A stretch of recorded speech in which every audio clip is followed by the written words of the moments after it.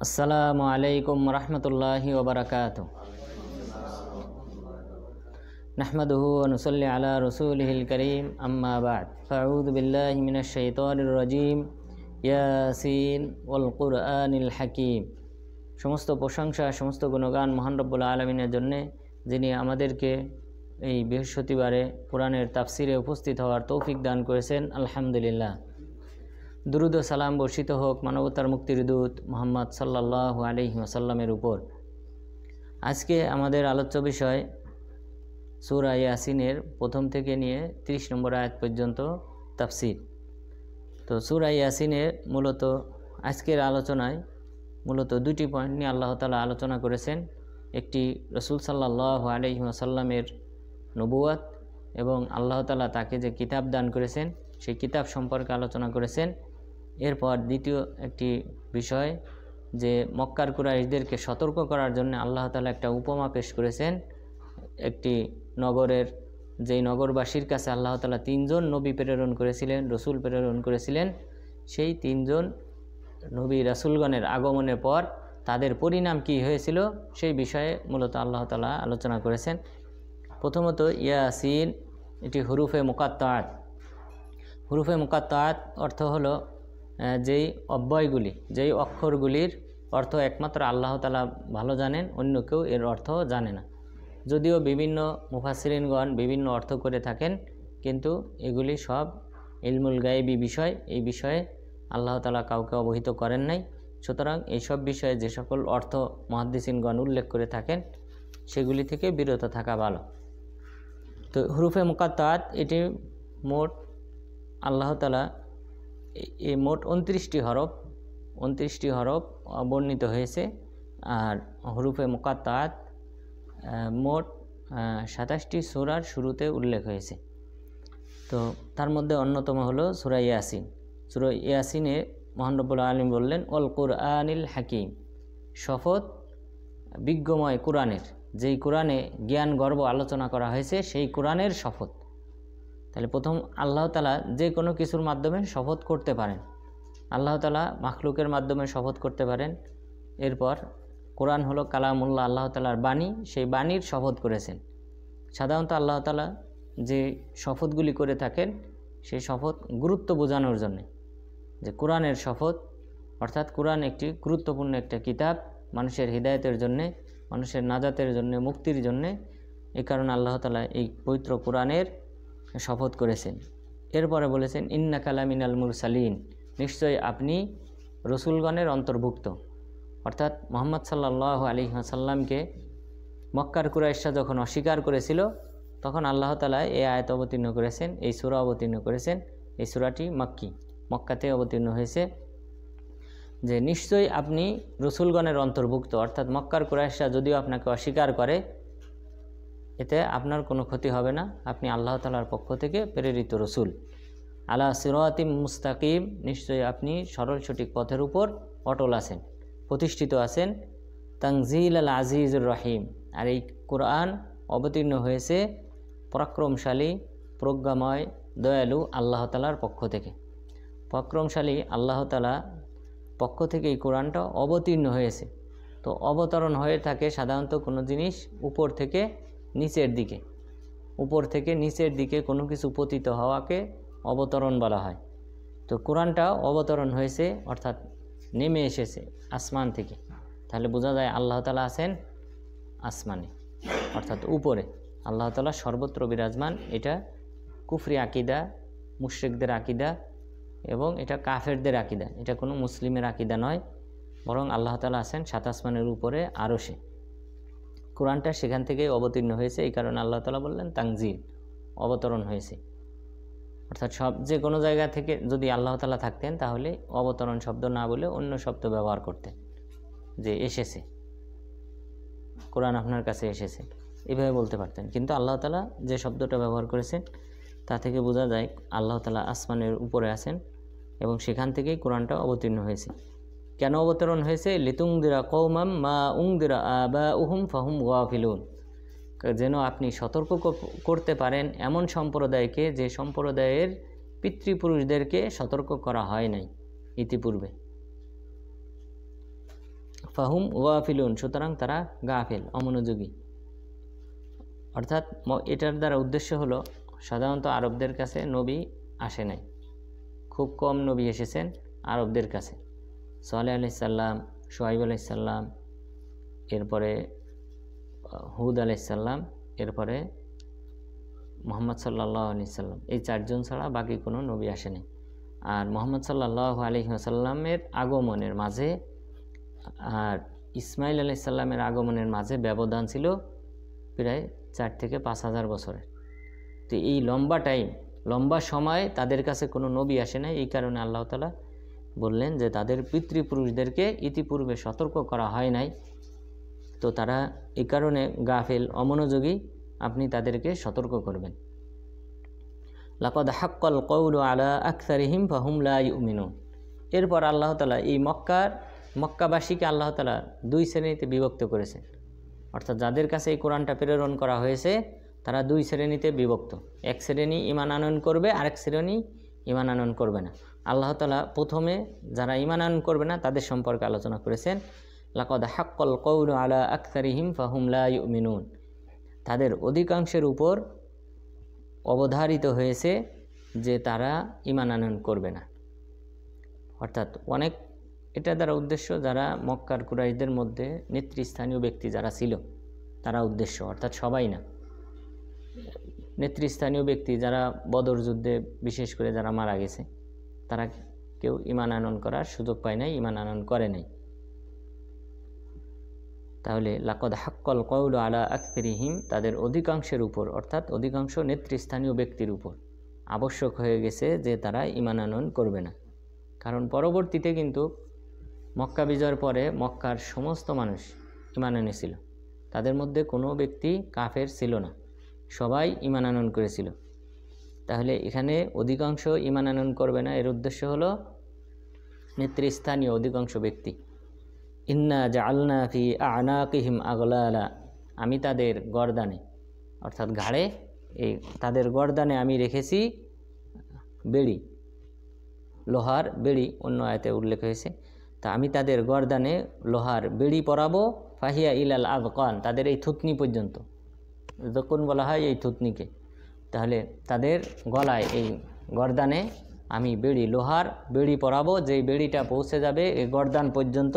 ফাহুম মুকমাহুন, ফলে তাদের মাথা উঁচু হয়ে যাবে, অর্থাৎ তারা মাথার নিচু করার কোনো সুযোগ পাবে না। তাদের এই গর্দান পর্যন্ত, এই যখন থুতনি পর্যন্ত যখন তাদেরকে লোহার বেড়ি পরানো হবে তখন তাদের মাথা উঁচু হয়ে যাবে, তখন আর তারা নিচু করতে পারবে না।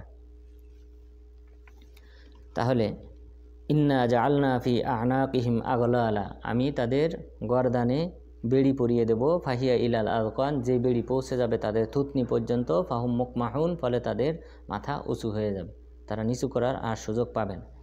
আর অন্য আয়াতে আল্লাহ তাআলা বলছেন ফি সিলসিলাতিন যারউহা সাবউনা যিরা ফাসলুকু, যে তাদেরকে বেড়ি পরানো হবে 70 গজ, 70 হাত শিকলে তাদেরকে বেড়ি পরানো হবে। অর্থাৎ তাদের পা থেকে নিয়ে বুক, হাত তাদের শরীরের সাথে মিশানো অবস্থায় তাদের বেড়িতে 70 গজ 70 হাত বিশিষ্ট শিকল দিয়ে তাদেরকে পেঁচানো হবে। পেঁচানোর পর ফাসলুকু, আল্লাহ তাআলা ফেরেশতাদেরকে নির্দেশ দেবেন এদেরকে জাহান্নামে নিক্ষেপ করো, টেনে হেঁচড়ে তাদেরকে জাহান্নামে নিক্ষেপ করবেন ফেরেশতারা।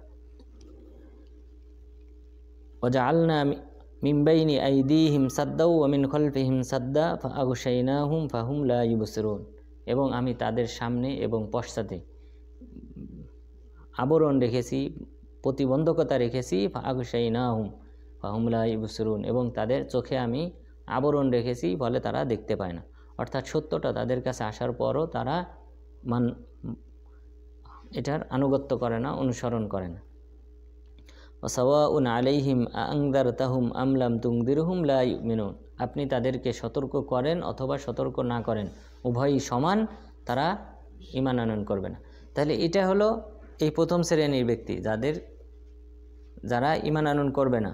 তাহলে এরা হলো মক্কার কুরাইশদের মধ্য থেকে যারা নেতৃস্থানীয়, সেই সকল ব্যক্তিরা, তাদের উপর আল্লাহ তাআলার বিধান অবধারিত হয়েছে যে তারা অধিকাংশই ঈমান আনয়ন করবে না, এবং তাদেরকে জাহান্নামে নিক্ষেপ করা হবে শিকলে আবদ্ধ করে। আর আপনি তাদেরকে সতর্ক করলেও তারা আপনার প্রতি ঈমান আনয়ন করবে না। এরপর আল্লাহ তাআলা দ্বিতীয় শ্রেণীর ব্যক্তি যারা মুমিন তাদের কথা উল্লেখ করেছেন, ইন্নামা তুনজিরু মান ইত্তাবা যিকরা ওয়া খাশিয়ার রহমান বিল গায়ব। আপনি তো তাদেরকে সতর্ক করবেন যারা উপদেশ মানে এবং দয়াময় আল্লাহ তাআলাকে ভয় করে না দেখে। তাহলে আল্লাহ তাআলাকে না দেখে, অর্থাৎ দুনিয়াতে কোনো ব্যক্তির পক্ষে আল্লাহ তাআলাকে দেখা সম্ভব না। এই না দেখা অবস্থায় যারা ঈমান আনয়ন করবে তাদেরকেই তো আপনি কেবলমাত্র সতর্ক করবেন, অর্থাৎ যারা ঈমান আনয়ন করবে। ফাবাশশিরহু বিমাগফিরাতিন ওয়া আজরিন কারীম। আপনি তাকে শুভ সংবাদ প্রদান করুন যে তাদের পাপসমূহ ক্ষমা করে দেওয়া হবে এবং সম্মানজনক পুরস্কারে পুরস্কৃত করা হবে। ইন্না নাহনু নুহিল মাউতা ওয়া নাকতুবু মা কদ্দামু ওয়া আথারহুম। আর নিশ্চয় আমি জীবিত করব মৃতদেরকে এবং লিখে রাখব তারা যা অগ্রে প্রেরণ করেছে এবং যা তারা পশ্চাতে প্রেরণ করবে, পশ্চাতে যা পাঠাবে। অর্থাৎ কোনো একজন ব্যক্তি যদি মারা যাওয়ার পর সে যে সকল ভালো কাজের কারণ হবে, অর্থাৎ তাকে দেখে যদি কোনো ব্যক্তি অনুসরণ করে ভালো আমল করে তাহলে তার সওয়াবও এই ব্যক্তির আমলনামায় লেখা হবে। তাহলে আল্লাহ তাআলা প্রথমে বললেন মা কদ্দামু, তারা যা পূর্বে প্রেরণ করেছে, অর্থাৎ জীবিত থাকা অবস্থায় যে ভালো আমলগুলি অথবা খারাপ আমল তারা দুনিয়াতে করেছে সেগুলি আমি লিখে রাখবো। ও আথারহুম, এবং এর পশ্চাতে তারা যে আমল করবে, অর্থাৎ তারা মারা যাওয়ার পর যে সকল ভালো আমলের কারণ হবে অথবা খারাপ আমলের কারণ হবে সেই কারণগুলিও আমি লিখে রাখব।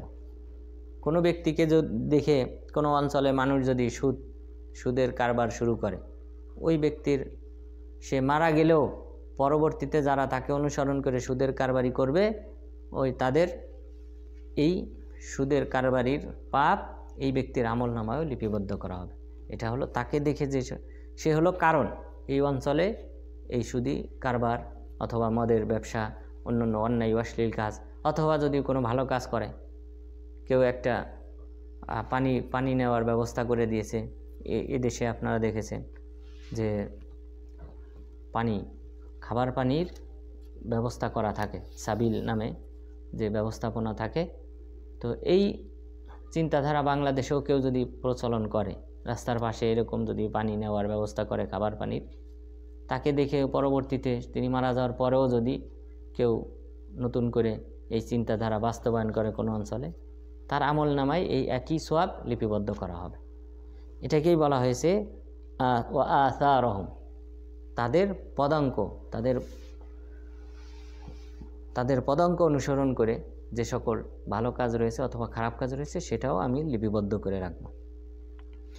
এছাড়াও রাসূল সাল্লাল্লাহু আলাইহি ওয়াসাল্লাম বলেছেন, মান সান্না ফিল ইসলামি সুন্নাতান হাসানা ফালাহু আজরুহা ওয়া আজরু মান আমিলা বিহা। যদি কেউ ইসলামে ভালো একটা কাজ করে, সেই কাজ করার কারণে অন্য কেউ যদি তাকে অনুসরণ করে ভালো কাজ করে, তাহলে তার আমল নামায় ওই প্রথম যে ব্যক্তি আমলটা করেছিল, প্রথম যে ব্যক্তি সাবাব এই কাজটি করার, সেই ব্যক্তির আমল নামায়ও অনুরূপ সওয়াব লিপিবদ্ধ করা হবে।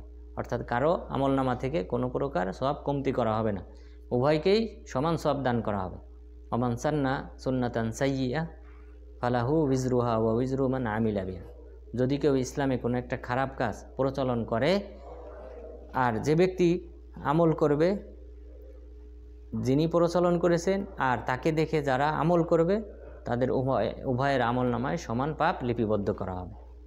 তো সে কথাই আল্লাহ তাআলা বলেছেন, ওয়ানাক্তবু মা কদ্দামু ওয়া আথারহুম, আমি তারা যে সকল ভালো কাজ পূর্বে করেছে জীবিত থাকা অবস্থায় এবং যে সকল ভালো কাজ বা খারাপ কাজের কারণ হবে মৃত্যুর পর, সেগুলিও আমি লিপিবদ্ধ করে রাখব।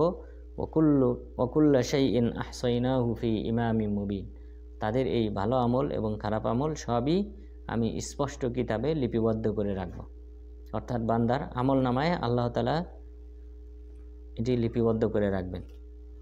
তাহলে এই আলোচনাটা হলো রাসূল সাল্লাল্লাহু আলাইহি ওয়াসাল্লাম সম্পর্কে, যে আল্লাহ তাআলা তাকে রসুল হিসেবে প্রেরণ করেছেন মক্কাবাসীর কাছে এবং তিনি কিয়ামত পর্যন্ত মানুষ এবং জিন জাতির জন্যে রসুল হিসেবে প্রেরিত হয়েছেন। আর আল্লাহ তাআলা তাকে যে কিতাব দান করেছেন সেই কিতাব হলো কোরআন। আর তার অনুসারীর দুই ভাগে বিভক্ত। তিনি যাদের কাছে এসেছেন তারা দুই ভাগে বিভক্ত, এক দল তার প্রতি ঈমান আনয়ন করবে, আরেক দল তার প্রতি ঈমান আনয়ন করবে না। যারা ঈমান আনয়ন করবে না তাদের শাস্তি হলো যে কিয়ামত দিবসে আল্লাহ তাআলা তাদেরকে জাহান্নামে নিক্ষেপ করবেন, শিকলে আবদ্ধ করে। এরপর আল্লাহ তাআলা একটা উপমা পেশ করলেন মক্কাবাসীর শিক্ষণীয় জন্যে, যে মুহাম্মদ সাল্লাল্লাহু আলাইহি ওয়াসাল্লামকে আমি তোমাদের মাঝে কোরআন দিয়ে প্রেরণ করেছি, যদি তোমরা তাকে অনুসরণ না করো তাহলে তোমাদের পরিণাম কেমন হতে পারে, সেই মর্মে আল্লাহ তাআলা একটা উপমা পেশ করেছেন। উপমাটা হলো ওয়াদরিব লাহুম মাসালান আসহাবাল ক্বরিয়া ইয জাআহাল মুরসালুন। আপনি উপমা পেশ করেন তাদের কাছে আসহাবাল ক্বরিয়া, গ্রামের অধিবাসী, অঞ্চলের অধিবাসীদের কথা আপনি তাদের কাছে দৃষ্টান্ত হিসেবে পেশ করেন। ইয জাআহাল মুরসালুন, যখন তাদের কাছে, সেই গ্রামবাসীর কাছে যখন রসুলগণ এসেছিলেন। অর্থাৎ আল্লাহ তাআলা 3 জন রসুলকে প্রেরণ করেছিলেন একটা অঞ্চলে। এই অঞ্চলটা কোথায়, এই সম্পর্কে অধিকাংশ মুফাসসিরিনগণ বলেছেন আন্তাকিয়া নামক অঞ্চলে। এটা হলো বর্তমান তুরস্কে সেই সময় রোম, বর্তমান যে ইটালি, তাদের অধীনে ছিল।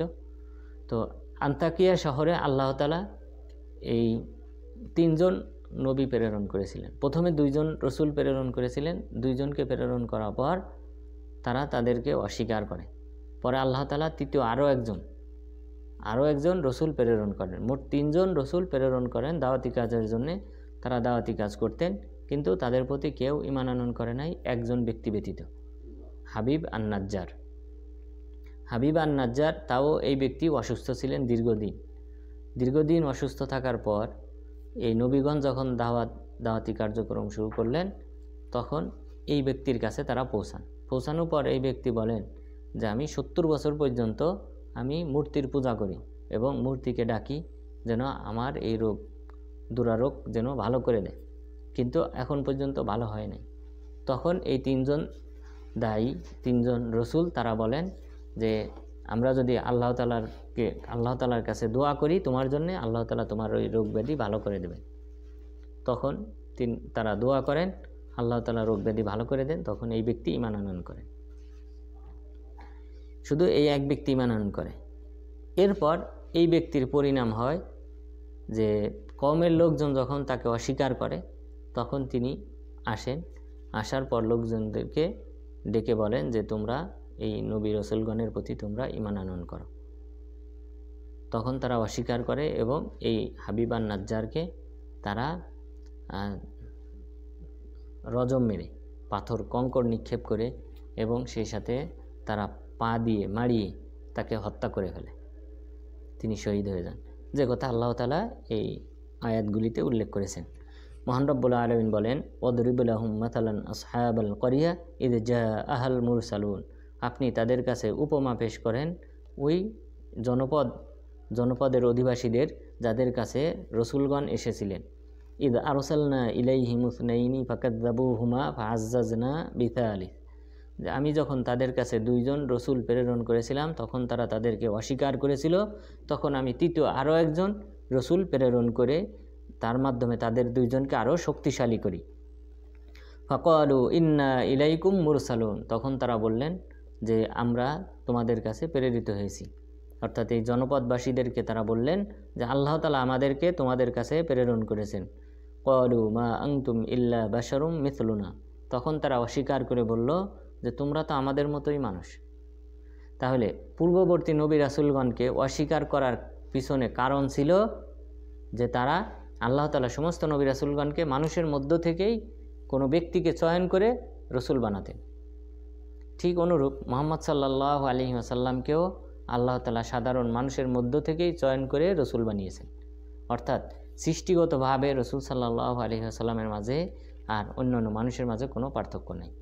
অর্থাৎ তিনিও মানুষ, আদম আলাইহিস সালামের সন্তান, এবং তিনিও আব্দুল্লাহ এবং আমিনা এই 2 জনের থেকে ঔরসজাত সন্তান। সুতরাং তিনিও নূরের তৈরি না, অন্যান্য ব্যক্তিদের মতোই তিনিও মাটির তৈরি মানুষ। এখানে দেখেন, এখানেও যে যখন অস্বীকার করলো এই নবী রাসূলগণকে, তখন সাধারণত ভাবে যে পার্থক্য কি, তোমার মাঝে আর আমার মাঝে পার্থক্যটা কি, যে আমি যে তোমাদের কথা শুনবো তা তোমাদের মাঝে আমাদের মাঝে পার্থক্য কী? তুমিও মানুষ, আমিও মানুষ। কিন্তু এখানে যে গুরুত্বপূর্ণ একটা বিষয় যে আল্লাহ তাআলা ওহী প্রেরণ করেন বিশেষ কোনো ব্যক্তিদের কাছে, এখানে হলো পার্থক্য, মর্যাদা। যে মানুষ হিসেবে সমান, কিন্তু মর্যাদার দিক থেকে আকাশ পাতাল ব্যবধান। যাদের কাছে আল্লাহ তাআলা জিবরিল আলাইহিস সালামকে প্রেরণ করেন, ওহী প্রেরণ করেন, আসমান থেকে খবর বার্তা পাঠান, তো এটা একটা বিরাট একটা মর্যাদা। তো এই মর্যাদার দিক থেকেই মানুষের মধ্য থেকে নবীগণ হলেন শ্রেষ্ঠ।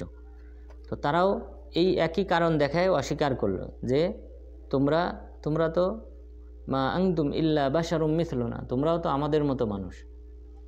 ওয়ামা আনজালার রহমানু মিন শাই, দয়াময় আল্লাহ তাআলা তোমাদের কাছে কোনো কিছুই অবতীর্ণ করেন নাই। ইন আনতুম ইল্লা তাকযিবুন, তোমরা শুধুমাত্র মিথ্যাবাদী, তোমরা মিথ্যা কথা বলো, অর্থাৎ মিথ্যা দাবি করো যে তোমাদের কাছে আল্লাহ তাআলার পক্ষ থেকে ওহী আসে, কিন্তু তোমরা আমাদের মতোই মানুষ। ক্বালু রব্বুনা ইয়ালামু ইন্না ইলাইকুম লামুরসালুন, নবীগণ বললেন যে আল্লাহ তাআলা ভালো জানেন, আমাদের রব ভালো জানেন যে নিশ্চয়ই আমরা তোমাদের কাছে প্রেরিত। ওয়ামা আলাইনা ইল্লাল বালাগুল মুবিন, আমাদের দায়িত্ব হলো স্পষ্টভাবে মানুষের কাছে প্রচার করা। আল্লাহ তাআলার দেওয়া বিধান ওহী, এটা প্রচার করা হলো আমাদের দায়িত্ব। এরপর তারা কি বলল? ক্বালু ইন্না তাতায়্যারনা বিকুম লা ইল্লাম তানতাহু লানারজুমান্নাকুম ওয়া লায়ামাসান্নাকুম মিন্না আযাবুন আলীম, যে আমরা তোমাদেরকে অমঙ্গলের কারণ মনে করি, যে আমাদের মাঝে যত অমঙ্গল, সেই অমঙ্গলের কারণ হলো তোমাদের কারণেই আমাদের বালা মুসিবত আসে। যত বালা মুসিবত আছে, রোগ ব্যাধি আছে, এগুলি তোমাদের কারণেই আসে। অর্থাৎ তোমাদের কারণে আমাদের দেবদেবী, তোমরা যেহেতু আমাদের দেবদেবীর বিরুদ্ধে কথা বলো, এই দেবদেবী অসন্তুষ্ট হয়ে আমাদের উপর নানান বালা মুসিবত, বিপদ আপদ, রোগ ব্যাধি ইত্যাদি দিয়ে থাকে। তো তারা এই কথা বলল, ক্বালু ইন্না তাতায়্যারনা বিকুম, আমরা তোমাদেরকে আমাদের অকল্যাণের, অমঙ্গলের কারণ মনে করি। লা ইল্লাম তানতাহু লানারজুমান্নাকুম, যদি তোমরা না থামো, তোমাদের এই দাওয়াতি কার্যক্রম বন্ধ না করো, তাহলে অবশ্যই আমরা তোমাদেরকে কঙ্কর নিক্ষেপ করে হত্যা করব।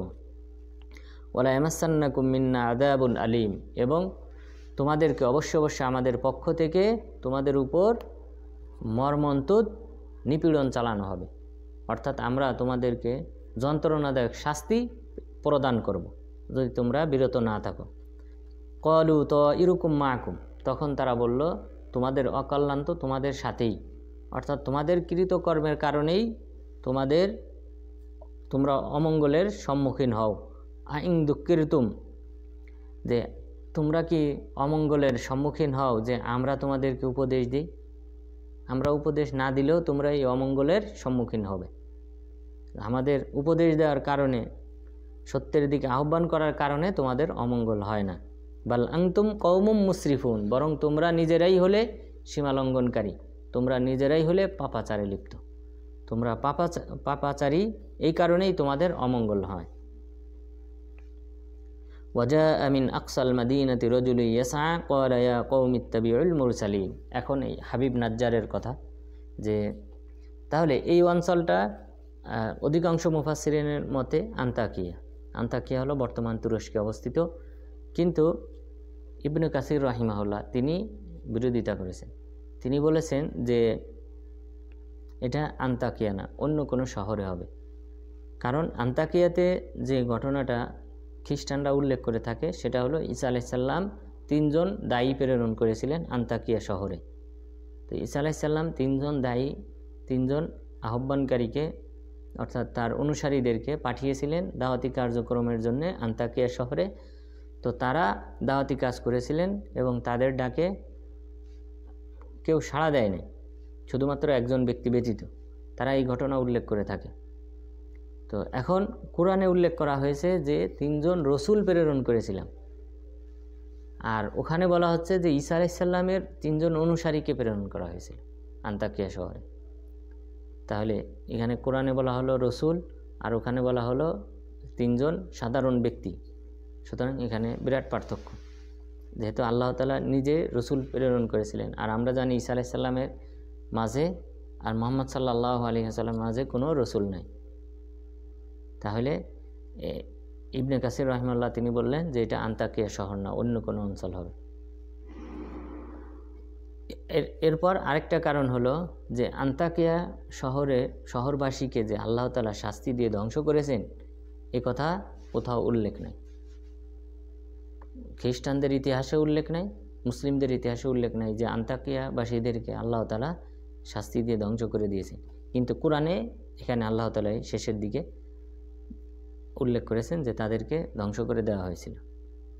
তো এই কারণে ইবনে কাসির রাহিমাহুল্লাহ তিনি শুধুমাত্র বলেছেন যে এটা আন্তাকিয়া শহর না, অন্য শহর। আর অন্য বাকি প্রায় অধিকাংশ মুফাসসিরিনগণ একমত পোষণ করেছেন যে এটা হলো আন্তাকিয়ার ঘটনা, যেখানে আল্লাহ তাআলা 3 জন রসুল প্রেরণ করেছেন। তবে এই অঞ্চল জানায় আমাদের কোনো ফায়দাও নেই, ক্ষতিও নেই। অর্থাৎ আমরা যদি জানতেও পারি নির্দিষ্ট করে এই অঞ্চলে আল্লাহ তাআলা এই শাস্তিটা দিয়েছেন, এটাতে আমাদের কোনো উপকারিতা নেই। এই কারণে আল্লাহ তাআলা নাম উল্লেখ করেন নাই কোন অঞ্চলে।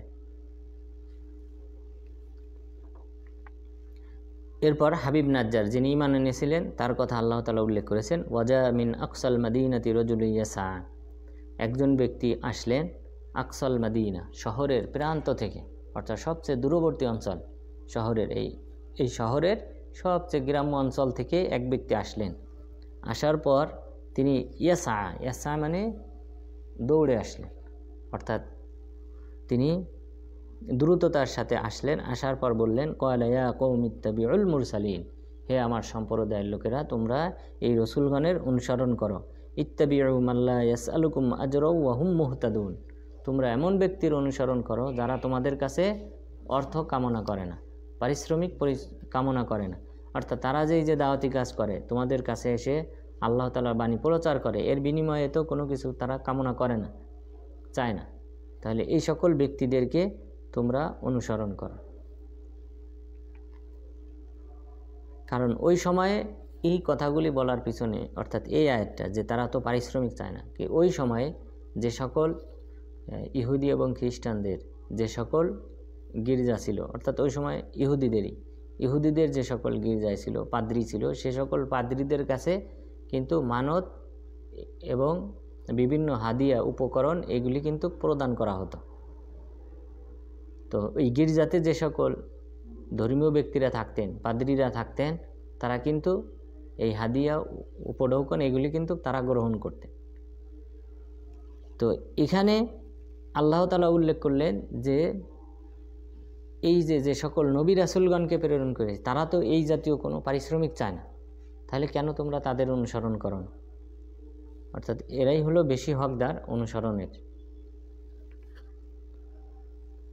হাবিব নাজ্জার তিনি বললেন যে এমন ব্যক্তিদের অনুসরণ করো যারা তোমাদের কাছে কোনো পারিশ্রমিক চায় না, ওয়া হুম মুহতাদুন, এবং তারা হলো হিদায়াত প্রাপ্ত। ওয়ামা লিয়া লা আ'বুদুল্লাযী ফাতারানী ওয়া ইলাইহি তুরজাউন, আমি কেন তাদের অনুসরণ করব না? ওয়ামা লিয়া লা আ'বুদুল্লাযী ফাতারানী, আমি কেন তার আনুগত্য করব না, ইবাদত করব না যিনি আমাকে সৃষ্টি করেছেন। ওয়া ইলাইহি তুরজাউন, এবং তার নিকটই তোমাদের প্রত্যাবর্তন, তোমরা সবাই একসময় তার নিকটই ফিরে যাবে, অর্থাৎ তোমাদের পুনরুত্থান হবে, সেখানে বিচার আচারের সম্মুখীন হবে। আত্তাখিযু মিন দুনিহি আলিহাতান ইউরিদুনির রহমানু বিদুররিন লা তুগনি আন্নী শাফাআতুহুম শাইআ, আমি কি আল্লাহ তাআলাকে বাদ দিয়ে, যিনি আমাকে সৃষ্টি করেছেন তাকে বাদ দিয়ে ওই সকল দেবদেবীর উপাসনা করব যারা ইউরিদুনির রহমানু বিদুররিন লা তুগনি আন্নী শাফাআতুহুম শাইআ, আল্লাহ তাআলা আমার কোনো ঘনিষ্ঠ করতে চাইলে, দয়াময় আল্লাহ তাআলা আমার কোনো ক্ষতি করতে চাইলে তাদের কোনো সুপারিশ আমার কোনো উপকার আসবে না। অর্থাৎ এই সকল মূর্তিরা যদি আমার জন্য সুপারিশও করে তাও আমার কোনো উপকারে আসবে না আল্লাহ তাআলার নিকট। তাহলে আমি কেন এই সকল দেবদেবী মূর্তির পূজা করব? ওয়ালা ইউনকিযুন, আর সুপারিশ না, ওরা নিজেরাও তো আমাকে রক্ষা করতে পারবে না আল্লাহ তাআলা থেকে, তাহলে আমি কেন তাদের অনুসরণ করব? ইন্নী ইযাল ফী দালালিম মুবিন, আমি যদি তাদের অনুসরণ করি তাহলে আমি তো স্পষ্ট পথভ্রষ্টতায় লিপ্ত।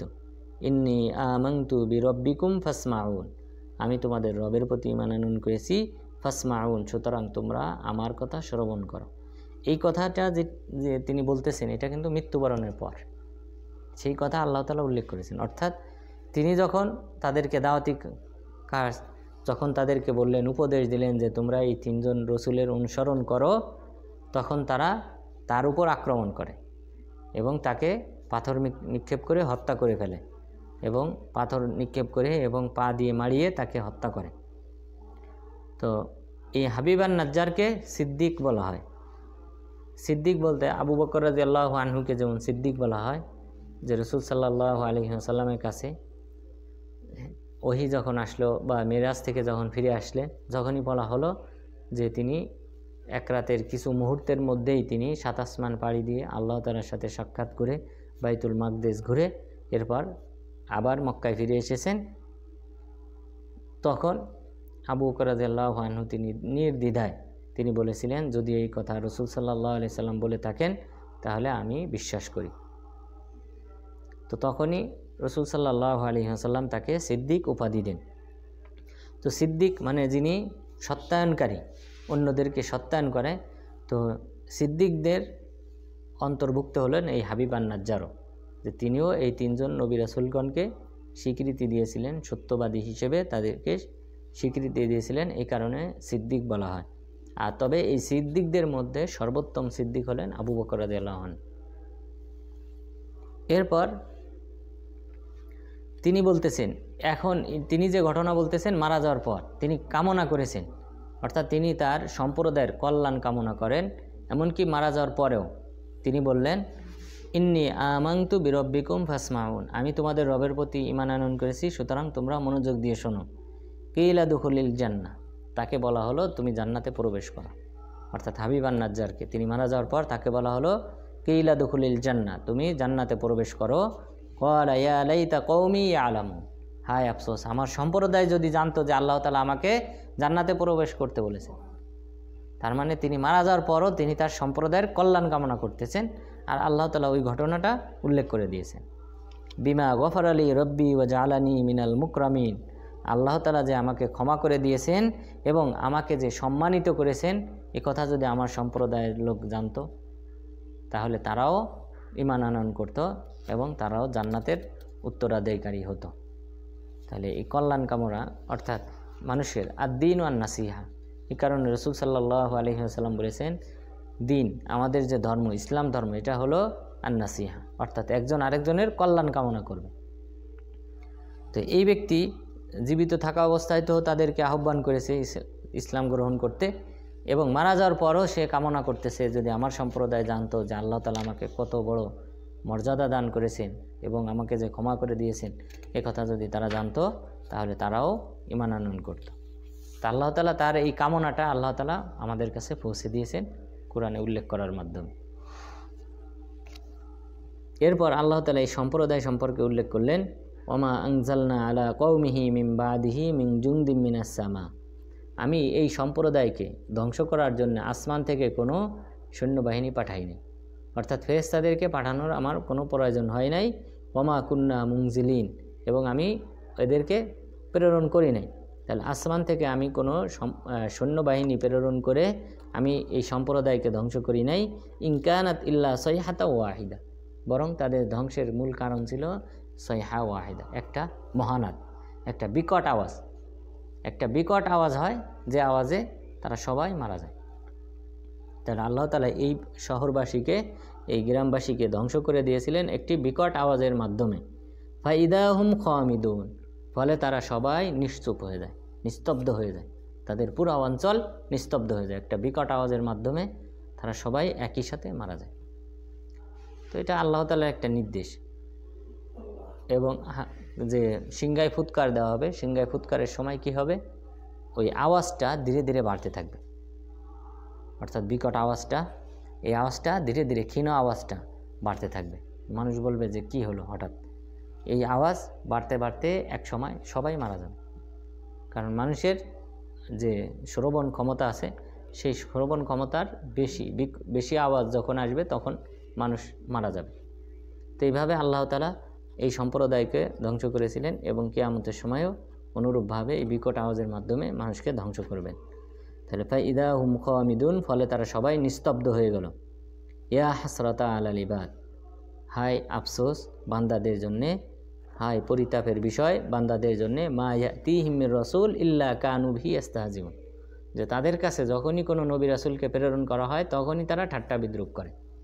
এটা মানুষের জন্য বড় আফসোসের বিষয় যে যখনই তাদের কাছে নবী রাসূল প্রেরণ করা হয় তখনই তারা ঠাট্টা বিদ্রূপ করতে শুরু করে। তাহলে আজকের আলোচনায় আমরা যে দুইটি বিষয় অবহিত হলাম, যে প্রথমত আল্লাহ তাআলা রসুল সাল্লাল্লাহু আলাইহি ওয়াসাল্লামকে মক্কাবাসীর কাছে রসুল হিসেবে প্রেরণ করেছিলেন পবিত্র কোরআন দিয়ে, আর তার এই প্রেরণের মাঝে একটা দীর্ঘ একটা গ্যাপ ছিল, অর্থাৎ আরবদের মাঝে নবী রাসূল আগমনের একটা বিরাট একটা সময় অতিবাহিত হওয়ার পর, ওয়াফাতরাতিম মিনার রসুল, নবী রাসূলগণের আগমন থেমে যাওয়ার পর তারপর আল্লাহ তাআলা রসুল সাল্লাল্লাহু আলাইহি ওয়াসাল্লামকে প্রেরণ করেছিলেন এই আরবদের নিকট। তো একটা দীর্ঘ একটা সময়ের পর প্রেরণ করেছিলেন এবং তিনি আগমনের পর তার দাওয়াতি কার্যক্রমে কিছু লোক সাড়া দিয়েছিল এবং কিছু লোক সাড়া দেয় নাই, এবং তাদের পরিণাম হবে জাহান্নাম, যাদেরকে শিকলে আবদ্ধ করে জাহান্নামে নিক্ষেপ করা হবে। এরপর আল্লাহ তাআলা উপমা পেশ করেছেন মক্কাবাসীর জন্যে, যে তাদের স্মরণ করা উচিত সেই জনপদবাসী অথবা আন্তাকিয়া শহরবাসীর ঘটনা তাদের জানা উচিত, যেখানে আল্লাহ তাআলা 3 জন রসুল প্রেরণ করেছিলেন, আর 3 জন রসুল আগমনের পর তারা ঈমান আনয়ন করে নাই, তাদের মধ্য থেকে শুধুমাত্র একজন ব্যক্তি ঈমান আনয়ন করেছিলেন, আর সেই ব্যক্তিও শাহাদত বরণ করেন এবং তিনি সিদ্দিকদের অন্তর্ভুক্ত, এবং আল্লাহ তাআলা তাকে জান্নাত প্রদান করেছিলেন এবং মহান মর্যাদা দান করেছিলেন, এবং তিনি তামান্না করেছিলেন যেন তার সম্প্রদায়ের লোকদেরকে জানানো হয় যে আল্লাহ তাআলা আমাকে মহাপুরস্কার দান করেছেন এবং আল্লাহ তাআলা আমাকে ক্ষমা করে দিয়েছেন, জান্নাত প্রদান করেছেন। এই কথা যেন আমার সম্প্রদায়ের লোকদেরকে জানানো হয়, তা আল্লাহ তাআলা আমাদের কাছে পবিত্র কোরআনে সে কথা উল্লেখ করে দিয়েছেন। এরপর আল্লাহ তাআলা এই সম্প্রদায়কে ধ্বংস করেছিলেন কিভাবে সেটা উল্লেখ করা হয়েছে, যে মহানাদ তথা বিকট আওয়াজের মাধ্যমে আল্লাহ তাআলা তাদের সবাইকে ধ্বংস করেছিলেন। তো আল্লাহ তাআলা যেন আমাদেরকে এই পবিত্র কোরআন অনুসরণ করে আমাদের জীবনকে পরিচালনা করার মাধ্যমে ইহকালীন এবং পরকালীন সফলতা অর্জন করার তৌফিক দান করেন। আমিন। ওয়া আখিরু দাওয়ানা আলহামদুলিল্লাহি রাব্বিল আলামিন।